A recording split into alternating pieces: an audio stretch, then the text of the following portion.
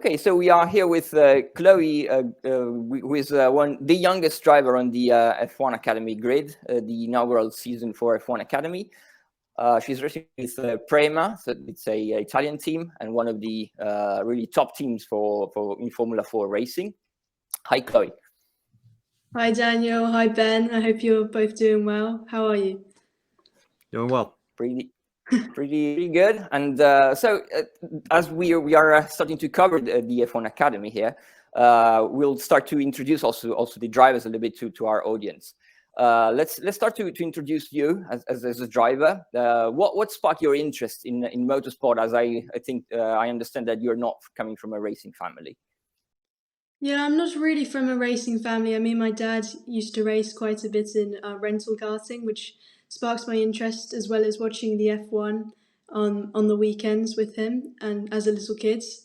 And I guess it led to the point where I was begging him to just have a go in a go-kart. So on my 6th birthday, he took me go-karting for the first time, and yeah, I just haven't stopped from there, and I've never lost interest or passion for the sport. So. And also, you had quite a good karting career in the UK, and also you raced in France, if I'm not mistaken. Would you sum up a little bit of your karting career so far? So, I mean, from the ages of 6 to age 13, I did a lot of club racing, like within my county, within the country of England. And then when I was 13, we reached out and did the British Kart Championship in Minimax, where I finished 9th in my first season, which I was fairly happy with, although we had a really bad last round. After that, we did junior road tax in the Road Tax Euro Trophy and the British Kart Championships. I think I finished 22nd or 23rd in the British Kart Championships. So my first year it wasn't too bad, but we had quite a few unlucky rounds getting crashed out. In the Euro Series, we only did 3 rounds and we made really good progress, so we're quite happy with that. At the end of 2021, I did the Miami Ladies Cup in France for the first time. And this was my first experience with the X30 engine in a senior category. And it was good because all weekend we made quite a bit of progress. Unfortunately, it rained and I had no experience on the tyre, so it was quite hard. But by the end of the weekend, we finished with fastest lap. So, you know, that was a really good weekend, I think. And then last year, obviously, Girls on Track Rising Stars. It was a great experience. And this year I'm doing the F1 Academy because of the experience I got from the Rising Stars. So it was a really good, way to step up in motorsport. Chloe, what do you think has been the best individual race of your career so far, and why? I think I don't have a single best race of my career. If I had to pick one, there was a race that I did before the British Championships in 2021 at Wilton Mill. At Wilson Mill, what they do is they have random grids, so they don't have a qualifying. So you'll do three heats, and you'll start in different positions. And I had a really unlucky set of heats, and I was starting 23rd for the final. And in the final, it rained, and everyone panicked with the tyre choices. And at the end of the day, it was just about who drove the best in the emergency situation. And I managed to come free from 23rd to 4th in a national level championship grid. So that was probably one of the best races of my career.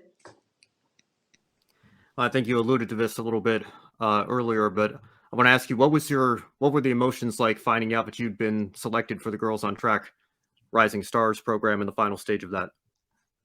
I mean, Daniel was there, so he would know as well. It was such an emotional 5 days at Paul Ricard in France with Winfield.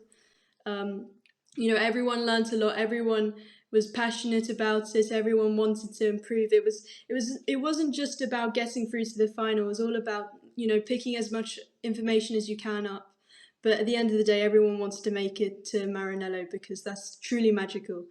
And to be selected after such a hard day in the car, it was my first time in F4 machinery, and I think coming away with a spot in the final really changed my approach to racing, and the stuff I learned is like stuff that I'll never forget in my future career.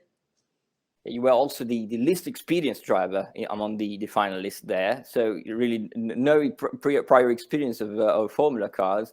What is the most important thing that you think you learned from that experience of that selections? Well, I think the other girls were really helpful, you know. They gave me a lot of tips, and they helped me get more used to it and made me feel more comfortable in the car, because it was a bit daunting at first. But, you know, being with the girls who were so friendly and so nice, it was great to get to know them and for them to help me find my find my steps in the car. So I think, yeah, it was a really good experience. Also, now you will have another record, because you're going to be the youngest driver on the F1 Academy grid. How do you feel about that? Being, you know, you just turned 16 2 days ago, so happy birthday again. And Thank you. yeah, how about that, being the youngest on such an important championship supported by F1? You know, like, a lot of people may think that being inexperienced is going to be tough, and yeah, it is going to be tough, but I also think it's an advantage to me, because, you know, coming in my debut season in cars, especially with all the support given by F1 and the track time that we have, I think it will be really useful for my development, especially being with such a team as Prema, who I know can help me, you know, develop and reach my fullest potential with them. And, you know, being the youngest is good, because it means that I don't have any bad habits that I need to let go of as well. Well, Chloe, you just mentioned you're with Prema, which is one of the teams with the best pedigree in junior formula. What's the goal for your first year in these cars here in F1 Academy? I mean, there is no goal. Like, for me, the main thing is that I improve every time I go out in the car. I get more used to the car. If I feel like I've improved, it means we've done a good job. I think, you know, there's no pressure to be in the top 5, the top 3. It's because there's so many experienced girls, and you know, if I get a top 5, I get a top 3, that's great, because it means that I'm improving a lot. But maybe if I start further back and I improve every race, and let's say I reach the top 10 midway through the season, I'm still going to be really happy, because I'm the least experienced and I've got a lot of time, let's say. I understand Abby Poling was one of your racing heroes as you were coming up through the ranks in karting, and now you'll be sharing the track with her. So what does that mean to you to be able to compete against Abby Poling? I mean, it's great. It's really amazing. Like, watching her when I was just in karting in the junior TKM category. You know, it's been a long time, and it's such an honor to race against, you know, a driver that's been an inspiration for me. And it's not going to make the racing any easier though, but I think it's going to be quite a lot of fun, and I have a lot of respect for her. So all the tracks are going to be new to you. It's quite an interesting calendar that F1 Academy has there, with 7 rounds, triple headers, so a lot of track time. What is the round that you're most looking forward to? I mean, I've got to say the US. I think it's going to be an amazing experience, especially racing with F1. The track looks great. Me and my teammates are thinking about coming to the track in cowboy boots and a cowboy hat and having a lot of fun. And, you know, I've never been to an F1 race, so it's going to be a great experience for me. And to race in America is great, because the crowds are great, the atmosphere is great, and, you know, I just love America. Yeah. That's really cool to hear. Also, outside of motorsport, I see that sometimes on your social media that you play the piano. What are your other interests outside of racing? How would you describe yourself as a non-racing driver? I think, you know, like, I really enjoy artistic things. Not art, but I really enjoy music. I have a passion for musical instruments. I play 8 musical instruments. I enjoy, like, basically anything in the arts. I enjoy a lot of sports. I enjoy going to the gym sometimes, but also at school sometimes I play hockey, I play netball, and I play cricket, and that's a lot of, like, I guess I have a lot of passion for sports in general. Now I want to know, what are the other instruments that you play? Oh, it's a long list. I play the piano, the guitar, and the drums, and the saxophone presently, Before, I've played the violin, the ukulele, the xylophone, and I also sing a little bit when I want to. Oh, cool. Yeah, so I don't play all of them at present, but I've played them in the past. Well, Chloe, of course, you're still very young. I know you just turned 16 a couple of days ago. How have you worked around combining your school time with, what you're doing, especially now racing internationally? Yeah, I mean, with school, it's been quite hard. Thankfully, my school's been super supportive.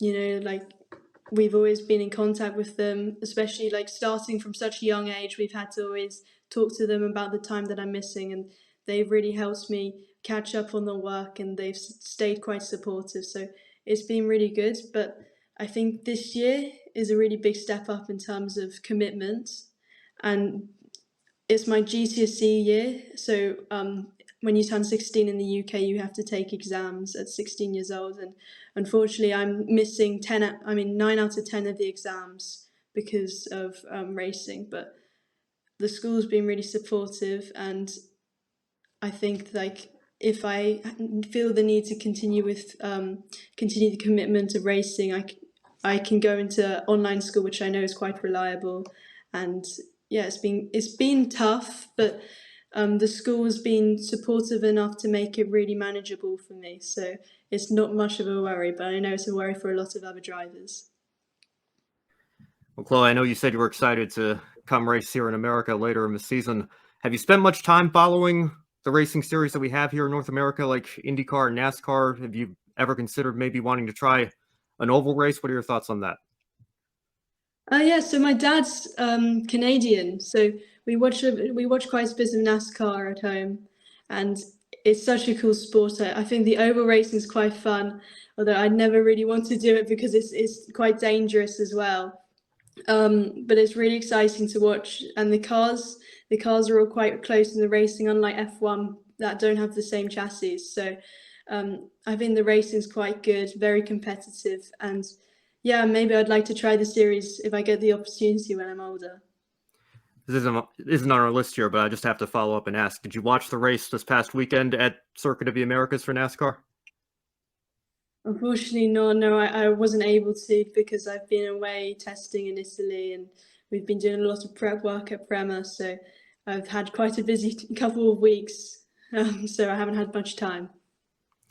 Yeah, well, I know NASCAR's only been going there for a couple of years, but it's been cool for us here to be able to have a race that we go to that shares the same track and races on the same place as the Formula One cars do. So we're looking forward to having you come over to COTA here later in the season. That's great. I'm excited to be there. I'm really, really excited.